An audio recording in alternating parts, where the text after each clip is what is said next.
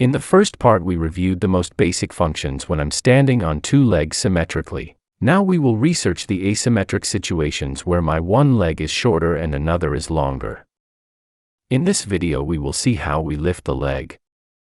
In the first episode we consider three joints, the hip, knee and ankle. In case of single leg posture, the whole structure is more complex. A fourth pivoting point comes into the picture, because the pelvis can also move around the supporting side's hip joint, while in the case of two-leg support the pelvis is fixed, in this plane. The most powerful rule of a proper stance is that you must keep the pelvis stacked and stable either you stand on one or two legs. It is easier in the case of the symmetric stance, and more challenging in the case of the asymmetric stance. Look at the following examples.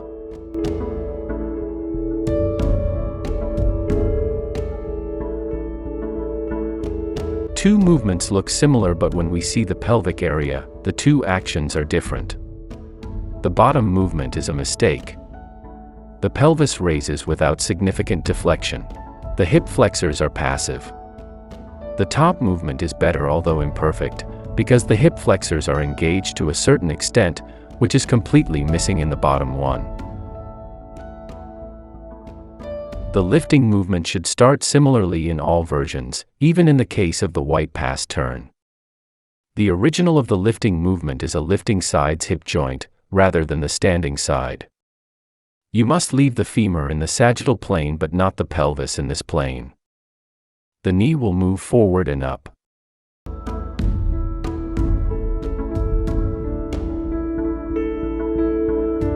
When the hip flexion is missing, the skier raises and twists the whole pelvis as a compensatory movement, which is definitely wrong. This is one of the major postural mistakes. Hip flexion leaves the whole leg and helps stabilize the pelvic area. When we compare these two other examples, they are similar, regarding the hip and the female.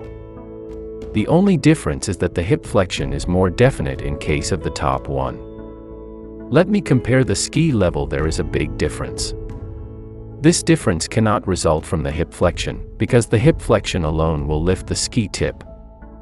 The difference comes from the knee flexion. You must complete the hip flexion with the knee flexion.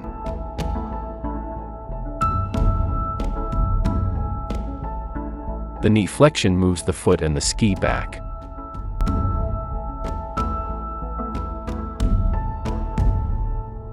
The knee flexion engages the hamstrings, and sets as the ski position and level. The flexion of the two joints in combination will result in the correct position of the skiing.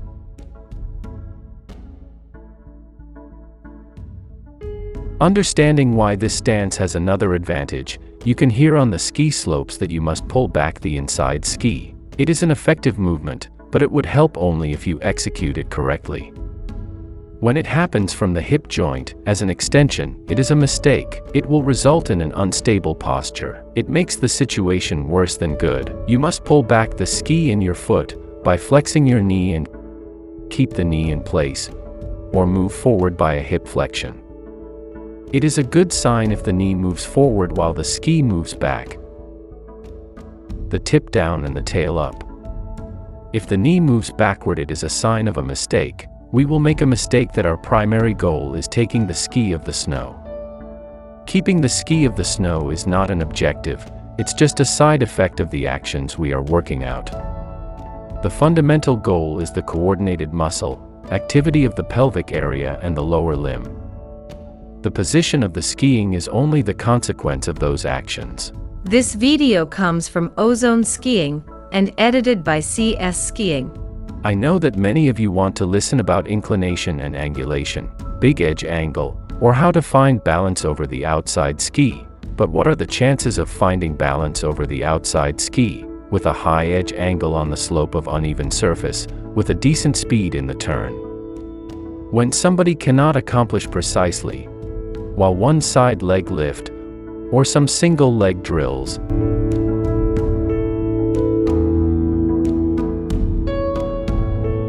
at home on the solid ground, you can see some good skiers, intermediate ones but beginners too. Almost all of them ski upright. It is hard to find someone with a lower stance. However, the most striking feature is that nearly everyone is rigid. The surface is uneven, mix of hardpack and softer snow with small bumps. The terrain is challenging, almost no one shows any sign of adaptation. Some people think the point is go lower and bend your knees. Another one knows that there is a difference between squat and squat. The point isn't just to squat but rather than how to squat. The problem is not the physical fitness in the first place. Many people think they must do hard training because they are too weak for a lower position. But critical is how we use our muscle coordination, mind-muscle connection and habits. But not the power. In the first place, we need to move smarter, not stronger. Stance is a topic at home or in the gym. Achieving a better movement quality is a learning process. The brain can learn, muscles do not have any memory. The so-called muscle memory is located in the brain, not inside of the muscles. Every muscle has a default contraction, the so-called muscle tone. A muscle can be longer, shorter, stiffer, looser depending on a muscle tone. It is not an attribute of the muscle itself. It is a nervous system duty. The muscle tone has nothing to do with the strength, even more with the mind-muscle connection. It works like a habit. We can learn it and change it. For example, when somebody is hunchbacked, he can correct his posture for a minute. After a minute, his stance would be the same as before. For him, the difference between the good and the bad posture is that the hunchback posture means the habitual state of the muscles, the base muscle tone, but keeping the proper posture is an action. Habits do not require attention, but actions do. He returns to the habitual bad posture when he forgets to focus on the proper one. We develop our postural habits on the chair rather than in the gym, and these everyday patterns are the foundations for sports activities. There are only two stances in everyday life: standing with straight legs or sitting. We never have to stand with our legs bent even for minutes. The very basic posture of muscle tone comes from the straight stance. That's why almost everyone has rigid legs on the ski slopes. Maybe we can take an athletic stance and we start an exercise or run on the ski slope, but for mind, this is an action instead of a habit. At the first moment, when we run out of attentional resources, we can no longer focus on the stance. We will return to the all wrong posture immediately. The solution is we have to develop multiple stance options as habits. Developing habits needs at least two factors: proper movement form to learn, and consistency. To develop a habit is not enough to try a movement a few times. We must work it out regularly. It needs time. The intensity and the load are beside the point. The main factors are quality and consistency. When moving done, gravity can do the job instead of us. The usual everyday stance works mainly with skeletal support to stay standing. In the case of the skeletal support, we don't have to invest a lot to keep the body. I cannot press this figure together when its legs are straight.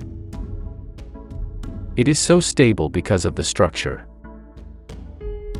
But when the joints are slightly bent, he can collapse without any effort.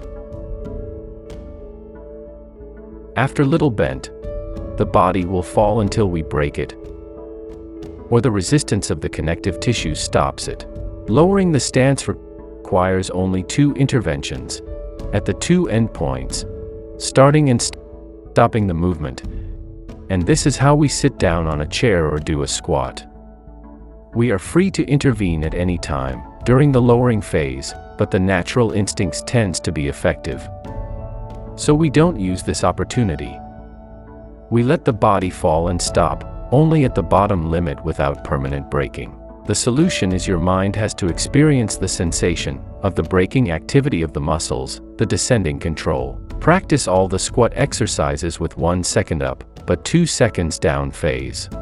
The lowering phase should be at least twice as slow as how the center of the body can fall without breaking. A good idea is to use multiple stops during the slow lowering phase. Our mind heavily relies on the eyes when measuring the height of the stance. When the head is lower, we also think we are lower, which is misleading. We need to adjust the body center rather than the head's position. We must change our minds. We have to focus on the feedback of the muscles instead of the side, and use the eyes only for orientation. The solution is pretty simple. When exercising squat, at the first step should be fixing our head and the upper body in the original plane or moving slightly back, and the second task is to start the squat with an ankle flexion from the bottom to top. The first movement when we standing up from the chair is mostly leaning forward. We place the center of the body over the feet. This rolling movement also helps to lift the buttock from the chair. The second activity is extending the knees. This movement structure is anterior chain dominant, while the glutes and the posterior chain are passive and stretching. Meanwhile, the posterior chain is the most critical component for an athletic stance, but we don't use it during a usual stand-up. The solution is, as the first movement, try to flex your ankle and pull your feet back closer to the chair with a resistance distance against the floor, perhaps without actual displacement. You will feel how the backside of your leg stands is up, the posterior chain. As the second movement, try to keep the upper body as vertically as possible and leave the buttock instead of your shoulders. Extend the ankle only when you cannot maintain the balance otherwise. This is a different standing up movement from a chair and much closer to the desired athletic stance. You might say that these are unimportant minor things, but exactly that could be the reason why most people get stuck with this issue. Everyone wants to deal with the drills that are challenging or intensive rather than the simple ones, but the special drills cannot fix the issues of the fundamental movements. You need such exercises as the SQ1 box squat in a workout plan. Sometimes the simple is really hard. The best way is to transfer all this information into your everyday activities and connect them with your workouts. We not only have to change our stance during sports activities, but also our everyday routines. Try to focus on something other than the intensity of the exercises. Unfortunately, the load and the intensity works against attention. It is better to do exercises with a lower intensity but a higher level of attention, because it's not about being stronger or gaining muscles. It's about how we learn the timings and the precise sequence of the movements, the quality. This video comes from Ozone Skiing and edited by CS Skiing.